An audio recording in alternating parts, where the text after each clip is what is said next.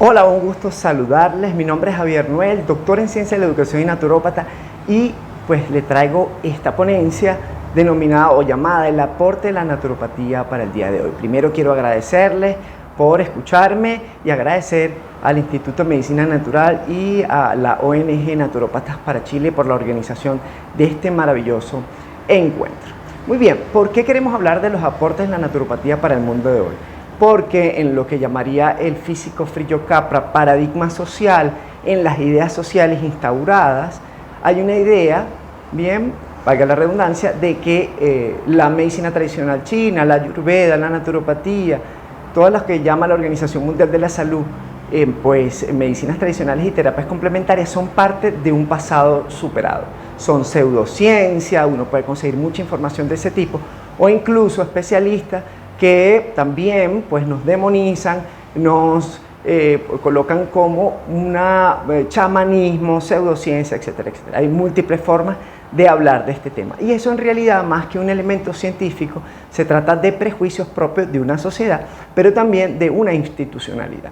Bien, es importante, además yo siempre le digo a los estudiantes y a los consultantes, e incluso en los equipos donde trabajo con otros especialistas, que si consideran eso, pues deberían elevar esa queja a la Organización Mundial de la Salud, porque a partir del año 1976 está reconociendo pues, la existencia y promueve además las medicinas tradicionales y terapias complementarias, como se pueden ver en los distintos informes que pueden simplemente descargar de la web. Eso me lleva a darme cuenta que en realidad todas estas personas que se autodenominan científicos, especialistas, etcétera, en realidad no son científicos como tal, son técnicos. Y aquí viene una primera diferenciación que siempre hacemos. Una cosa es ser científico y otra cosa es ser técnico.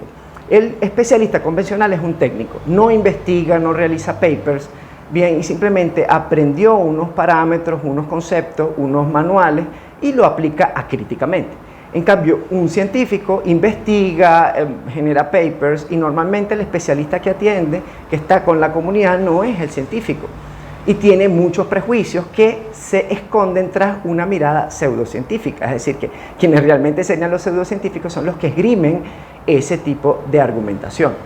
Bien, eso por un lado. Y aparte, lo más importante, que el científico o la mirada científica hoy en día, cosa que no pasaba antes, pero hoy en día tiene que tener una profunda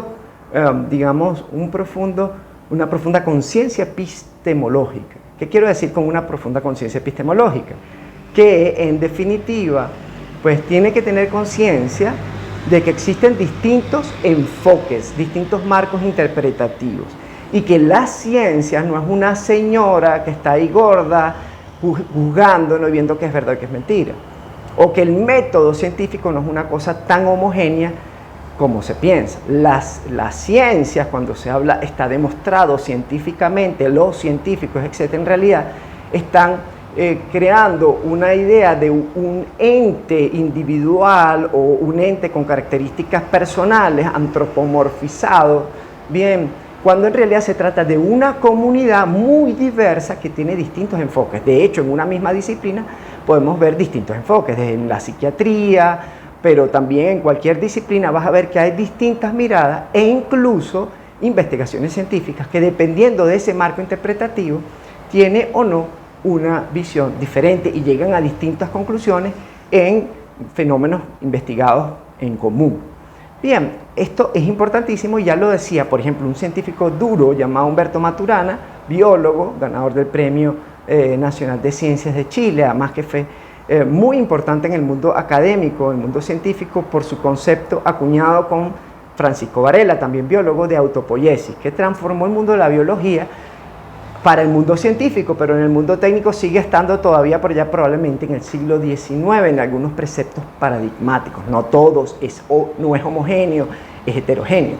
Bien, nos referimos más que todas esas tendencias de clasificar lo que no se parece a lo que ellos manejan como no científico, como parte de un pasado, como chamanismo, como pseudociencia. Bien, Humberto Maturana ya lo plantea muy bien en múltiples de sus escritos, papers y también en sus charlas y ponencias. Él hablaba de la objetividad entre paréntesis. Él decía, Se es objetivo cuando se es coherente con tu enfoque, con tu paradigma, con tu marco interpretativo. Pero él siempre decía, tiene que estar entre paréntesis o podríamos decir entre comillas, porque no significa que sea absolutamente cierto, sino que es coherente con tu marco interpretativo. Y que cada científico tiene que tener la conciencia que probablemente estudiando el mismo fenómeno desde otro marco interpretativo se puedan llegar a otras conclusiones. Por lo tanto, Maturana ya reconocía la existencia de distintos enfoques paradigmáticos. Muy bien, eso es súper importante. Así como Maturana, también otros científicos actuales, como el físico y filósofo Fritjof Capra, que habla de paradigmas sociales, también habla del tema de los paradigmas, de los distintos enfoques. Y él habla de un paradigma emergente que él clasifica como sistémico. Bien, o también le llama holístico. Bien, aparte de Fritjof Capra, también está Edgar Morin, bien, francés, sociólogo, filósofo, y además ha sido director o presidente del Instituto de Ciencias de París. Y también él habla del pensamiento complejo y también plantea la existencia de distintos enfoques paradigmáticos. Y él habla también de la emergencia de un enfoque que él llama pensamiento complejo. Bien, esto es muy importante ya que nos permite entender que el enfoque alopático, institucionalizado como la medicina oficial, tiene un enfoque particular y no necesariamente es capaz de abordar todos los fenómenos. Ahí también tenemos que irnos hacia Thomas Kuhn. Thomas Kuhn fue un filósofo, físico, historiador, que escribió un libro muy interesante que impactó muchísimo el mundo académico, llamado La Revolución o la Historia de las Revoluciones Científicas.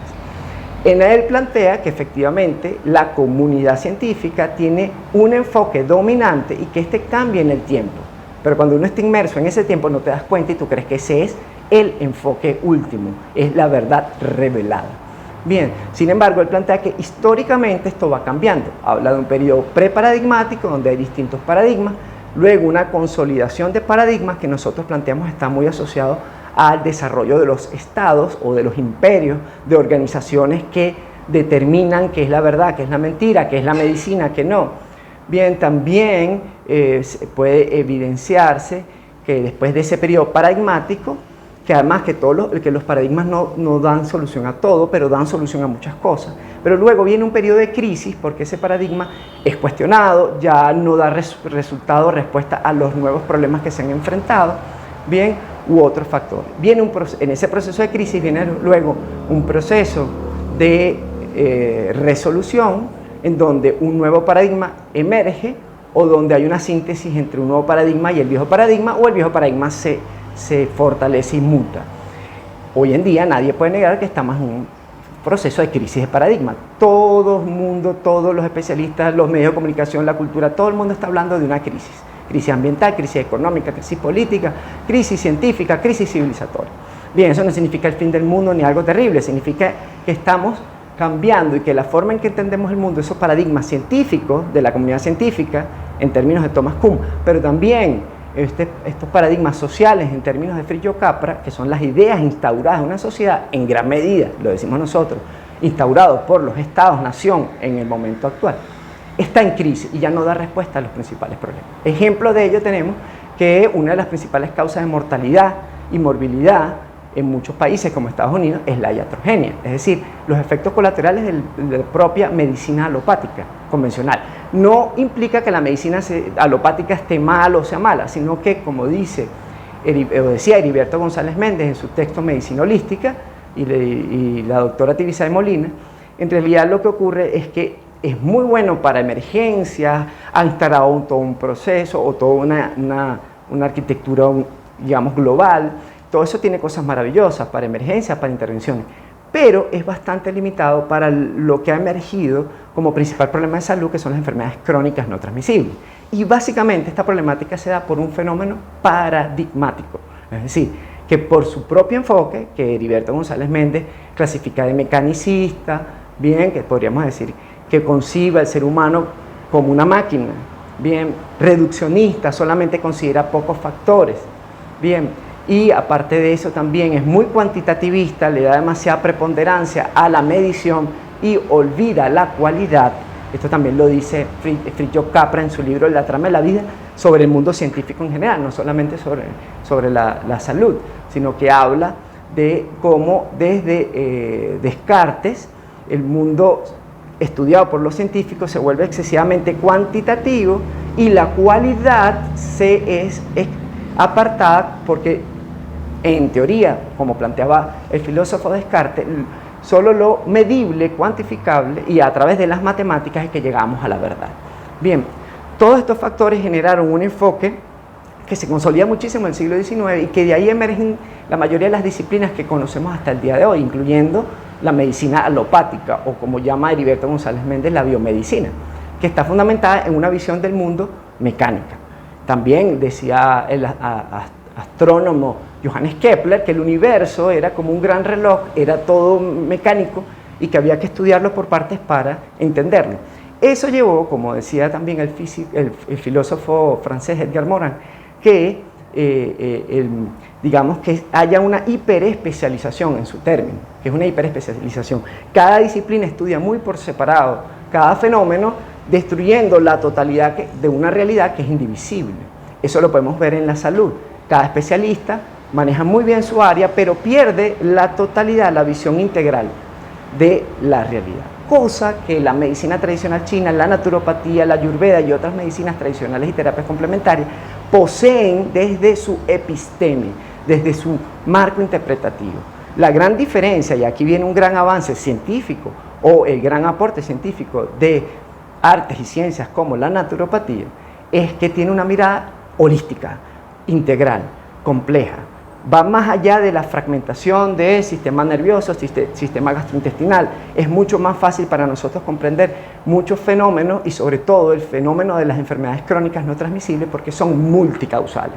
A diferencia de las enfermedades infecciosas que fueron muy bien resueltas por la medicina convencional, por los antibióticos, etc., o el tema de las operaciones, las emergencias, las enfermedades crónicas no transmisibles, diabetes, problemas cardiovasculares, entre otros, o cardiometabólicos, como se le llama hoy en día, fíjense que empiezan a unir, ¿no? Cardiometabólico, antes eran distintas, ahora tenemos que ver que son tantos juntos, o ahora empiezan a decir la psiconeuroendocrinoinmunología, para tratar de unir lo que siempre está unido, pero que fue fragmentado por un modelo teórico.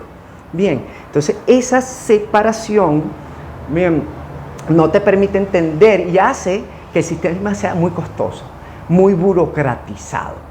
Por ahí también hay una discusión interesante que se dio en la década de los 70 del siglo XX con un profesor de psiquiatría, médico, psiquiatra de la Universidad de Nueva York, Thomas Szasz, en un libro que se puede conseguir incluso en internet, se llama La teología de la medicina.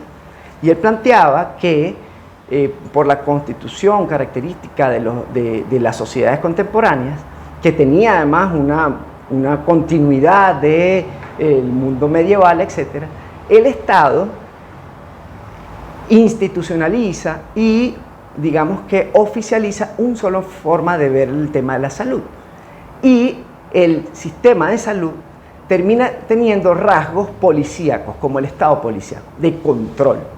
Uno de esos rasgos es que tú nada más puedes sanarte bajo lo que es avalado por ese Estado.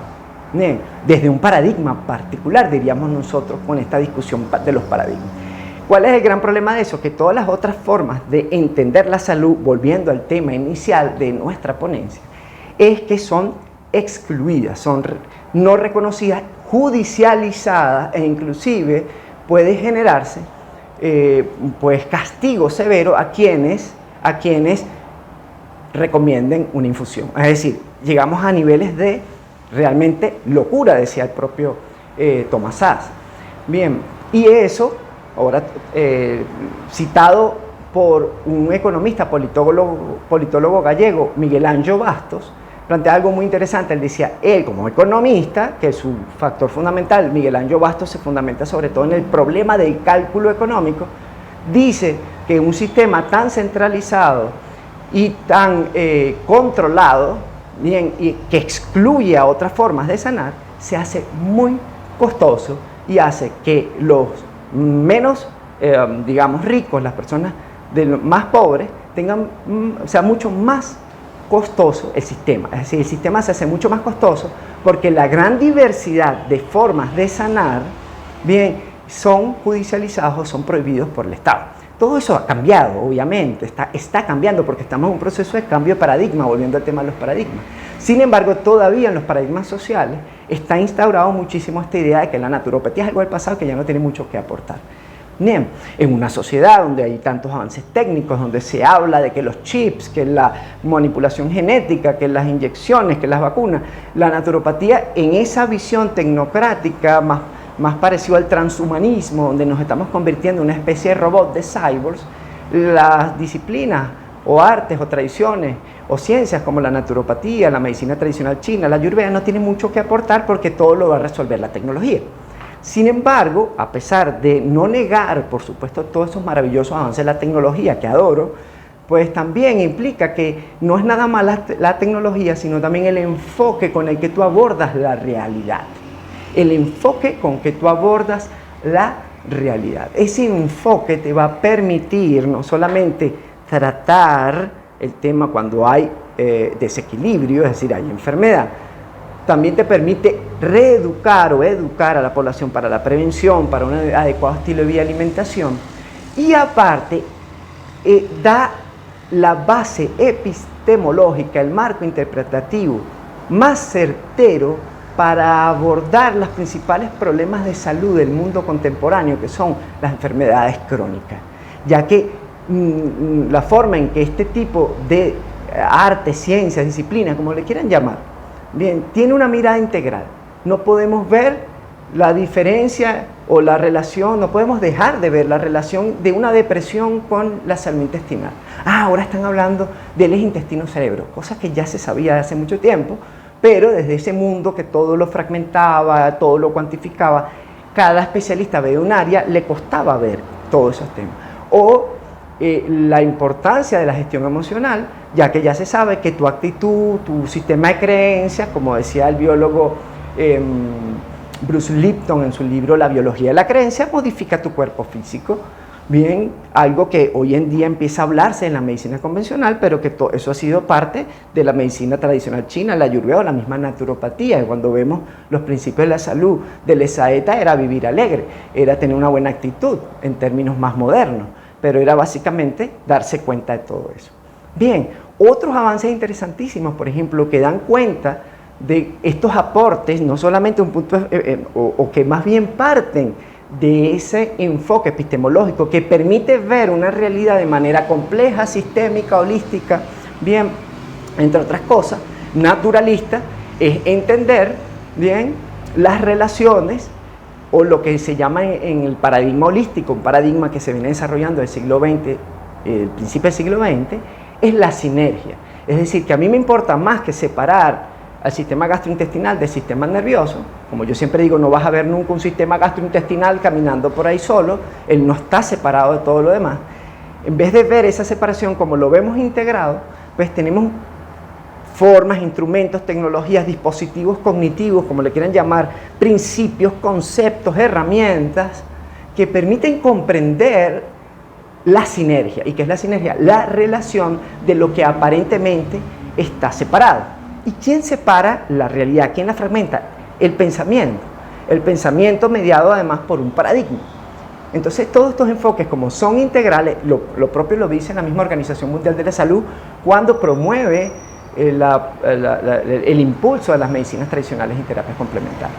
Tiene una mirada mucho más integral que reconoce la relación además del ser humano con su cultura, con los recursos que dispone, con distintos factores que en el modelo mecanicista, que está cambiando, pero que surge de una visión muy mecánica, es más difícil de observar. Por ejemplo, también la microbiología le está dando la razón a lo que decían los naturópatas. Por ejemplo, la cura atmosférica de Rilke, ir a la montaña, estar desnudo, caminar en el pasto. Y ahora descubrieron que hay unos microorganismos que están en el suelo y cuando tienen contacto con el cuerpo humano, estimulan la producción de hormonas y neurotransmisores como serotonina, oxitocina, etcétera, que nos hacen sentir bien y nos sanan. Bien, o por ejemplo la importancia de la trofología.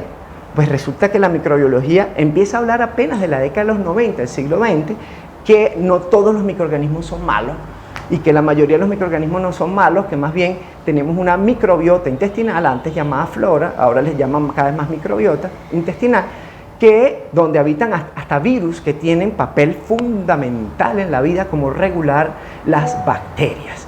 Bien, otro tema interesante también, por ejemplo, es que las bacterias que habitan en nuestros intestinos están especializadas. Hay unas que digieren los carbohidratos, las fibras, otras las grasas. Entonces, claro, por eso es tan importante combinar bien los alimentos, porque se han dado cuenta que cuando combinamos mal los alimentos generamos reacciones e interacciones. También el estudio y el avance sobre el conocimiento y entendimiento de las enzimas digestivas, también se han dado cuenta que hay interacciones entre enzimas que inhiben la absorción de nutrientes. Por lo tanto, combinarlos bien los alimentos es perfectamente explicable hoy en día con el marco interpretativo que nos da el mundo científico convencional, que cuando lo planteó o lo trabajaba Elisabetta Charán siguiendo a un, si se quiere, naturópata italiano, pues no podían explicar con estos mismos conceptos, pero ya desde su observación de la práctica, de las tradiciones, etcétera, ya sabían sus resultados y podían percibirlo. Además, su propio cuerpo era el mismo laboratorio. Casi todos estos grandes naturópatas se sanaron a sí mismos o se sanaron a través del agua, del sol, de los baños, de la alimentación, del ejercicio físico. Bien, otro elemento, por ejemplo, también interesantísimo, como les decía, son los avances de las neurociencias.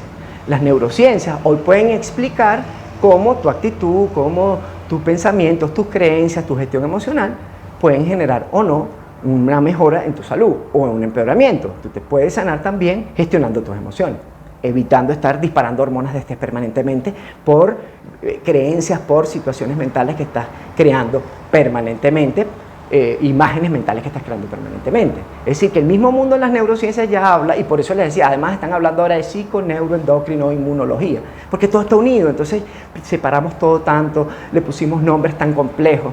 Bien, y resulta que todo está unido. Entonces ahora, para unirlo tengo que crear una otra palabra que entonces no lo podemos nombrar. Otra cosa que a mí me gusta mucho en la naturopatía, que es capaz de describir cosas muy complejas con un lenguaje muy sencillo. Otra crítica, por ejemplo, que hacía Thomas Szasz en su libro La teología de la medicina, es que se utiliza un lenguaje latinizado y él hace una seria comparación, como el médico es algo así como el sacerdote de la Edad Media, que tiene una verdad revelada, que no podemos cuestionarlo, que tiene poder sobre nosotros, donde el paciente además da su poder, pero aparte habla con un lenguaje latinizado, ¿bien?, que es ajeno al paciente, y el paciente está excluido del proceso de entendimiento de qué le está pasando. De hecho, muchas de las cosas que nosotros hacemos con los consultantes es explicar lo que les ha dicho el médico, porque no entienden, y el médico no educa, el médico no tiene mucho tiempo. También depende de las características de los sistemas, si es un sistema público saturado, si es un sistema privado, si el médico tiene un poco más de empatía o no. Otro elemento del modelo convencional era que había que ser objetivo, y en esa objetividad no había que haber empatía ni contaminación emocional. Cosa que ya nos ha dicho, por ejemplo, Humberto Maturana, que el ser humano fundamentalmente es primeramente emociones, no es meramente racionalidad. Así como es primeramente emociones, nosotros el valor, ya lo decía Hipócrates, el valor de la empatía, de esa sentirse a gusto con el médico, genera también un avance, incluso curación, decía, o sanación, decía Hipócrates en sus aforismos, en el Corpus Hipocrático. Pues eso también, que fue olvidado por mucho tiempo en el modelo de la medicina convencional, mecánica, que era más como una industria de crear carros, imitando todos esos procesos que en las ciencias sociales se llama el Fordismo, ¿no? Toda esa fragmentación, separación, entra, vas al médico general, el médico general te va mandando a los distintos especialistas. Muy burocrático, muy costoso, muy estresante. El médico tampoco tiene tacto.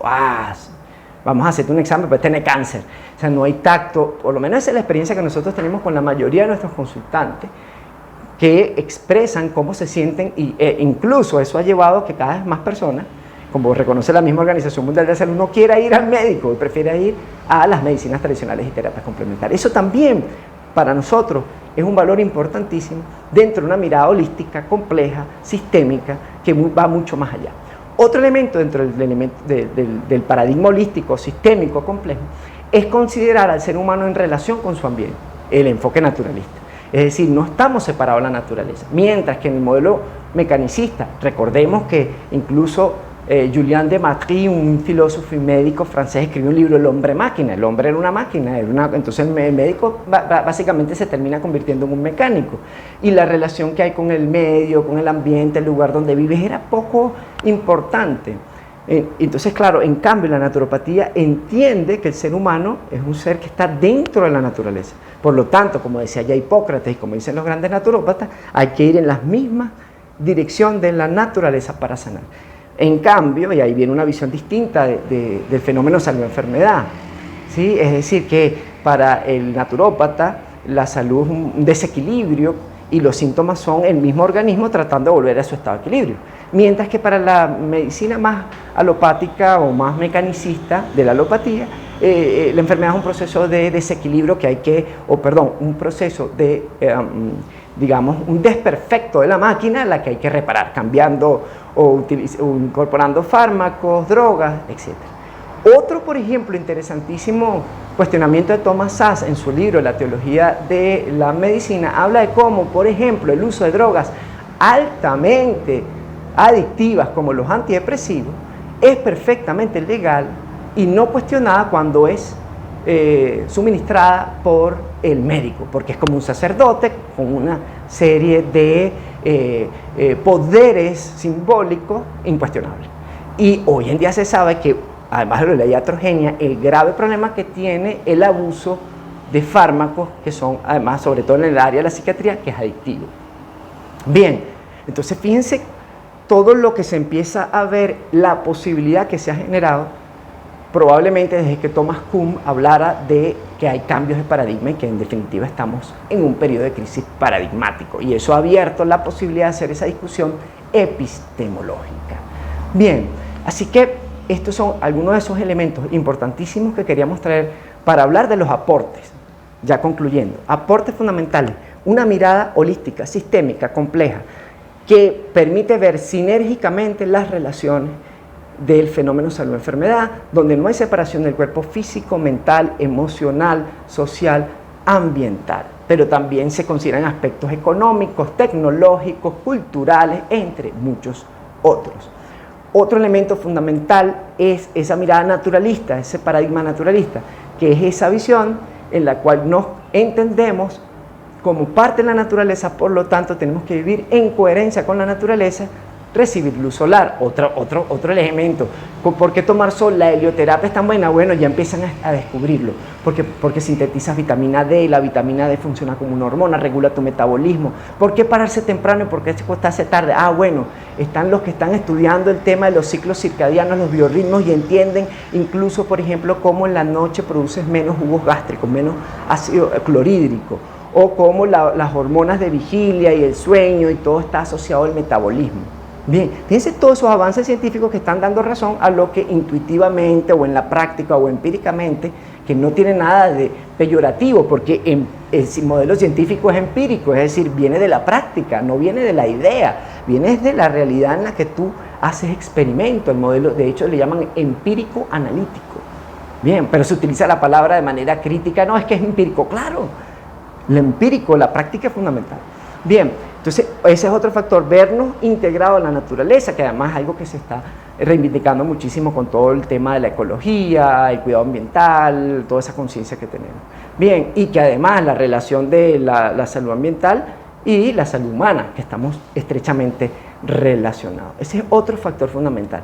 Los avances en la microbiología dan cuenta de todo lo que nos decían, muchas de las cosas que nos decían los naturópatas y practicamos como naturópatas, e incluso de las neurociencias. Así que estos son los aportes, un aporte de enfoque paradigmático, y del paradigma o del marco interpretativo surgen formas de diagnosticar distintas, integrales, integrativas, herramientas, tecnologías, dispositivos, pero también cultural, una forma distinta de entender la vida, una forma distinta de entender la alimentación.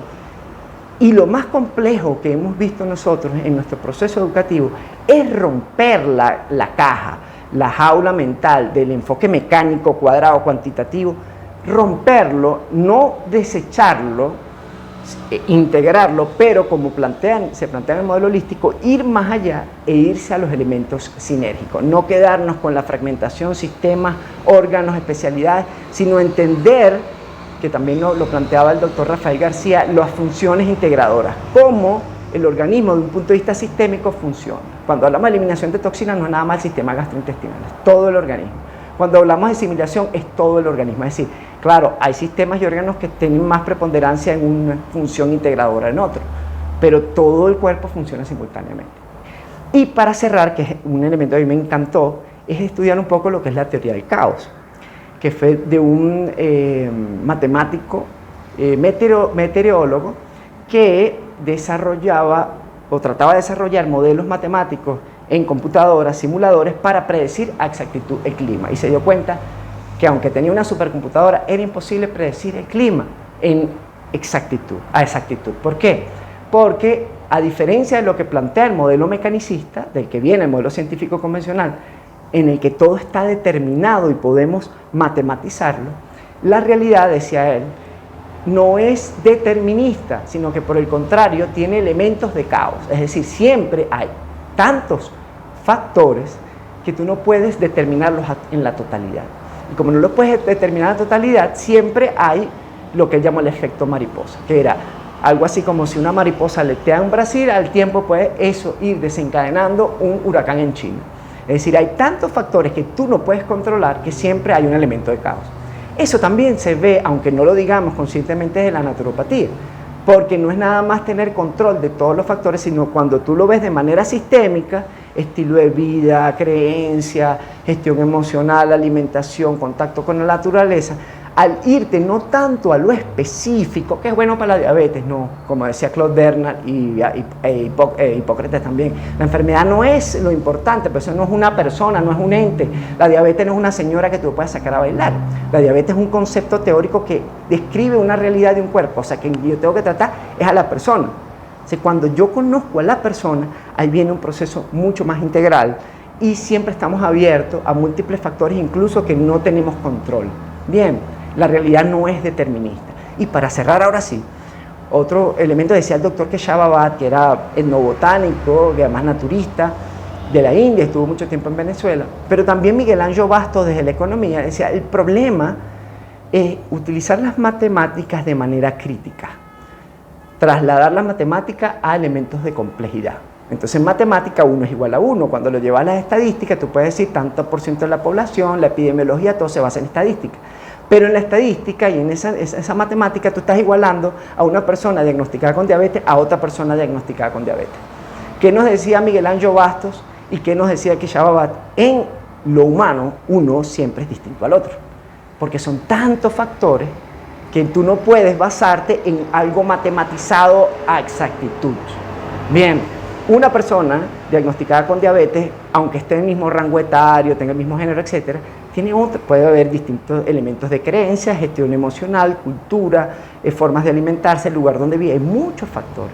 Entonces, en la realidad, uno no es igual a uno, eso es una abstracción que nos permite medir, que nos permite cuantificar. Por ejemplo, yo puedo cuantificar en el Estado a millones de personas que quiero controlar y ahí yo hago números y meto, como decimos aquí, todos en un mismo saco. Pero cuando voy a lo particular, lo cuantitativo, el número sigue siendo una herramienta, pero lo más importante es lo cualitativo, lo no fácilmente medible con el número. De ahí viene nuestro acercamiento más cualitativo en la entrevista cuando estamos trabajando con consultantes. Muy bien, así que espero que sea de interés para ustedes, que hayan disfrutado tanto como yo la ponencia y que les sirva de una gran reflexión sobre el importantísimo papel que tiene la naturopatía para el mundo de hoy y el mundo que viene. Chao.